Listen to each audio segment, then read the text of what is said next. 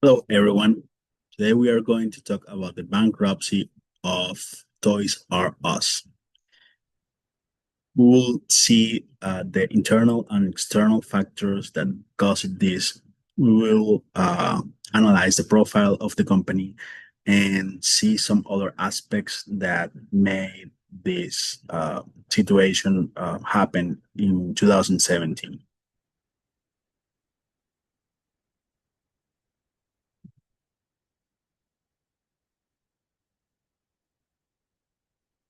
Let's see. Let's make a quick overview of the company. So this Toys R Us was founded in 1948 as a toy retailer, and since that moment up to 2017, was one of the most important retailers stores for toys in the United States. At its peak, it has 1,500 stores and over mm, 1 billion annual revenue in their from their operations. But not everything is a good news because in 2017 they filed for a Chapter 11 bankruptcy. So let's see, what is a 11 bankruptcy? Well, this is a legal mechanism that we have here in the United States to allow the businesses to stay operating while they face financial issues, and it protects the business to not go to a liquidation. Instead of that, they can keep their operation and stay in business while they are facing this hard moment. Um, Chapter 11 bankruptcy uh, allows Toys R Us to stay in business and continue operating and continue having the possession of the business. This bankruptcy Chapter 11 allows businesses to put a stop in the creditors collection process, and it allows the company to make a plan and a business plan to repay to those creditors.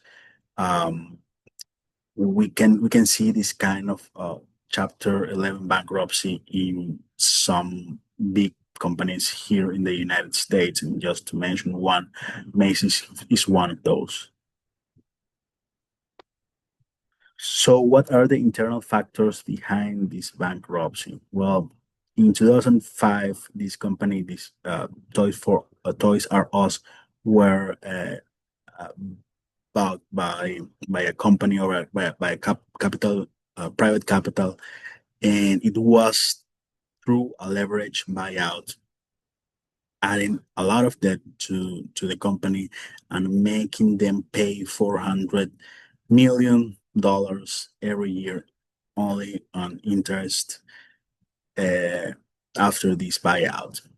So this is the main financial problem. And after this, we started to see a lot of things like a domino effect.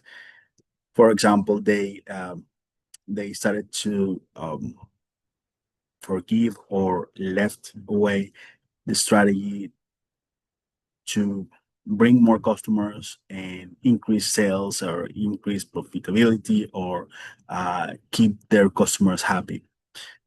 And this happened in the early 2000s. So in that moment, we know that companies like Walmart, Target, uh, Amazon, they change their strategy and have all these e-commerce put in place.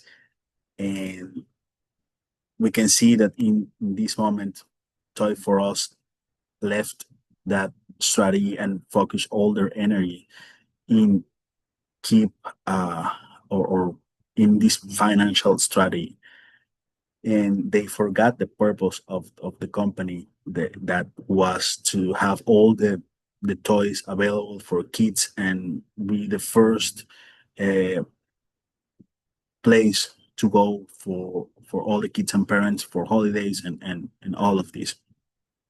They also had high operating expenses, and they didn't improve, or they didn't put more money or more energy to improve their customer experience all around the stores. We also can find some external factors that um, the industry changed. We cannot say that right now the toys industry is the same as the 80s or the 90s, because right now more of these purchases are made by internet, by e-commerce, and this store or this company didn't make the the necessary changes to adapt their strategy to have to stay in market and compete with big companies like Walmart, Target, and Amazon. There is also increasing in mobile gaming and all these Nintendo, PlayStation, and all these changes for uh, toys that, and they didn't make the necessary changes to cover this market.